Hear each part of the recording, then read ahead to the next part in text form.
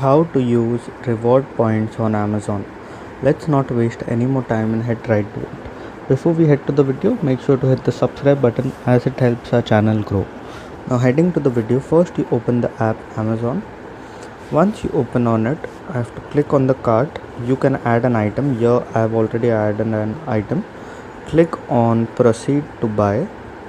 Once you click on proceed to buy, you can click on whichever way you want to pay, through your cards, through UPI, through net banking, cash on delivery.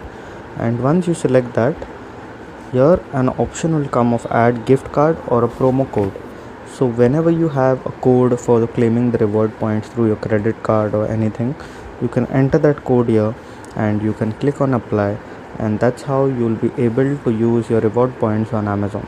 If this video helped, make sure to leave a like and don't forget to subscribe. Thanks for watching.